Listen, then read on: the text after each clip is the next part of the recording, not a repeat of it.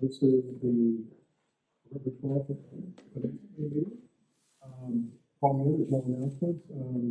We have to do the consent agenda a little bit differently because there are folks that have been present some meetings, but not all meetings. So do I have a motion to approve item A1 and 2 on the consent agenda? So moved. A motion by John, do I have a second? I'll second it. Jenny, we'll have to do a roll call vote with Bill's online. Who is he? Bill Stewart, Aye. John DeLucia, Aye. John Weingart, Aye. Cecilia Cole. Aye. Motion passes. Thank you, thank you. Now I'll make a motion to approve the minutes for September 10th, and not everybody's here, so that's why we're doing 2 votes. Do I have a motion to approve this? So moved. Motion by John, do I have a second? Second. Second by Bill. Roll call vote, please. Bill Stewart, Aye. John DeLucia, Aye. John Weingart, Aye. Cecilia Cole. And abstain. Thank you. Moving on to item B on the agenda, on the consent agenda, resolution authorizing the common council to transfer certain funds. The bulk of what you're seeing some from the community center as they kind of get up and running from where they've originally kind of slotted some things, switching between their various departments.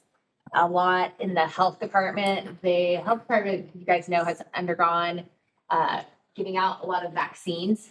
So they're taking that money in as revenue. They're also having higher costs associated to purchase those vaccines. So a lot of transfers for them to kind of cover that added activity, and then just some general like supplies to capital. And as we get close to the end of the year, people are like, I have savings here. And so I'm kind of moving some things around, but the bulk of them are really the health department vaccine transfer, and then the community center kind of figuring out their correct line items.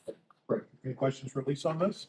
I'll make just a quick note on the community center, since we brought it up. We're now, as of yesterday, up to 2,949 units, which is 9,771 members, which is dramatically more than our end of year goal that Jake set. So it'll be fun. Maybe we get to Q1 of next year and then bring those folks back in to talk to the pro forma and how they're at. But from the resident perspective, but also from a financial perspective, it's doing very well.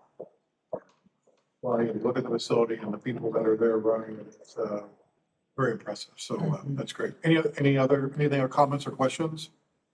If not, I'll entertain a motion to recommend approval for Monday night's council meeting. Do I have a motion? Motion to approve. Motion by Cecilia. Do I have a second, please? I'll second. John DeLucia with a second. Jenny, do you want to do roll call vote again, please? Bill Stewart, Aye. John DeLucia, Aye. John Weingart, Aye. Cecilia Cole. Aye. Motion passes. Thank you, Jenny. Moving on to resolutions. Item 4R 111725A. This is item before you relates to an additional appropriation, so there will be a public hearing on Monday night. When we did the initial budget for the Economic Development Fund for 2025, we had contemplated the debt service. As you guys know, with the timing of the event center opening in late November of 2024, us being on a cash basis system of accounting, we had some trailing professional service and some kind of advisory fees that trailed into 2025. So we had budgeted for those from a revenue standpoint, but not, didn't have the expense budget here in 2025. So we have the fund balance to cover those kind of trailing construction costs or professional service costs related to the construction. So that's what this item does, is just clean that kind of trailing costs up, and really is related to the cash basis system of accounting versus accrual. But happy to answer any further questions. I do have one. Yeah. You said that were those expenses accrued on the audit financial? Yes. So I understand why we're 2 different methods of accounting. For cash for budget purposes, Yeah. and accrual for financial statement reporting. So you'll Yeah. see these expenses accrued on the financial statement, but we got to appropriate them to pay them Yeah. on a cash basis. Yeah. Any other questions for committee? Bill, you okay? I'm good. All right. Do I entertain a motion to recommend for approval for Monday night's council meeting, please? So moved. Bill made a motion. I have a second. I'll second. John makes a second. Any, Jenny, if you do a roll call vote, please. Bill Stewart, Aye. John DeLucia, Aye. John Weingart, Aye. Cecilia Koval, Aye. motion passes. Thank you, Jenny. Move on to item 4B. Uh, 175B. Yeah, so this item before you, I believe Megan will talk a little bit more about it in depth too on Monday night, but this is related to the Union and Crossings project. And so if you guys will recall, there is a minimum taxpayer agreement on all these lots at the Union and Crossings. And so certain lots are tied to certain minimum taxpayer agreements. And so what the item before you does is move one of the lots out of one of the minimum taxpayer areas and puts it in the different lot.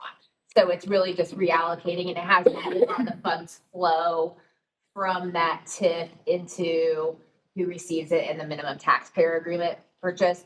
But the overall takeaway is no one is getting removed from the minimum taxpayer agreement requirement. What we are doing is shifting what lot is associated with what kind of area. Any questions released on this particular item? I will entertain a motion to recommend for approval for Monday night's council meeting, please. So moved. Motion by Cecilia. Do I have a second?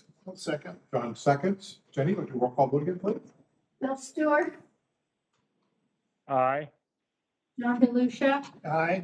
John Weingart, Aye. Cecilia Koval, Aye. Thank you very much. motion passes. Thank you, Jenny. Moving on to item 4C. So this item, as you guys will recall, we've talked a little bit about the use of surplus funds for land acquisition purposes.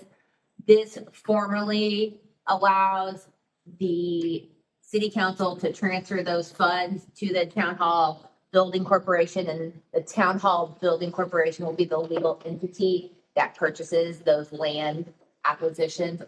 So because the bonds are issued as the city of Fishers, we need to transfer those funds to the town hall building corporation for them to buy those land purchases. And so this is related to the general obligation bond that we discussed for the December 2024 general obligation bond. And then as we discussed, the State Road 37 permanent financing that had the land acquisition piece on that also, so that it covers those two land acquisitions. Happy to answer any questions. Any questions? How much is the excess? No? I think it's 20, I want to say 23 and 6. So the 6 million is related to the 2024 GO bond that we previously talked about. And then the State Road 37 and land acquisition piece, that land acquisition piece related to that bond's 23 million. And then those projects are described in the bond documents. It lists all the areas that are contemplated to be available to purchase. Or could they hopefully find some other opportunities for us? Yeah. Any other questions? If not, I'll entertain a motion to recommend for approval for Monday night's council meeting, please. So moved. John has made a motion. Do I have a second? Second. Second by Cecilia. Jenny? Bill Stewart, Aye. John DeLucia, Aye. John Weingart, Aye. Cecilia Koval, Aye. motion passes. Thank you, Jenny. Moving on to ordinance. That is a long There title. is. Okay. So this item, I think my entire summary might be shorter than that title. This relates to the City View project, which, as you recall, is the project right here on the corner of 116th Street next to First Internet Bank. This project we did in December of 2024. We did a ban. That ban is coming due because we did it as a one-year ban. So what we are doing is contemplating rolling that ban up to the full 5-year period. So with that, this includes an amendment to the maximum interest rate. To do that, just based on what's out there in the market, there is some different call provisions in there that we can call earlier. We don't have to wait to the full end of the life of the bond. But it allows us to do that and set kind of those lease payments. So if you'll recall, this project has a developer portion and the city portion. And so this is the city portion. This allows this project to get up off the ground and assessed to help get that kind of coming in. So that's part of the reason to go a little bit longer. There had a little bit, not a long delay, but a little bit of a delay in kind of getting dirt moving. So that kind of pushed back. And when you talk about assessment dates, partial assessment dates, all that stuff. So this is allowing us to kind of explore any and all options for maximum flexibility purposes. And if there is any development around that area, we want to make sure we capture that when that goes into effect. But that's the extent of what these amendments are essentially doing, is related to the city portion of the City View project. So we're taking a ban, we're financing over a longer term. Yes, So just permit it out. yeah, we're trying to, yeah. Perfect, yeah. Any questions for Lisa on this particular item? No? If not, I'll entertain a motion to recommend for approval at Monday night's council meeting, please. So moved. Motion by Cecil, do I have a second? I'll second. John, make a second. Jennifer? Bill Stewart, Aye. John DeLucia, Aye. John Weingart, Aye. Cecilia Cobble, Aye. motion passes. Thank you, Jenny. Moving on to regular items, stormwater ordinance update. What's new? Yeah, so on Monday night, you will see Lindsay bringing this forward as kind of part of the legal items that she has. But we are have been working here, my team, really hard on this project to basically change stormwater so it becomes part of your monthly bill. So as you recall, we've been billing stormwater annually, like once a year for residential. So this is related to a residential change. And in ordinance, we say it is the owner of record at the county on the first day of the year. But the billing takes place later, so there's always some kind of like potential, there's some just issues, even though it's stated in ordinance. So what this will do, the ordinance will be updated to allow this to be billed at the controller's discretion, which will essentially be at a monthly bill. So then the intent is next year if I remember, I gotta say this right, the February bill you receive that's due in March will have should have the little bit of the increase that comes for your trash bill. It will have your sewer bill, and now it'll have your stormwater, a monthly stormwater amount on it.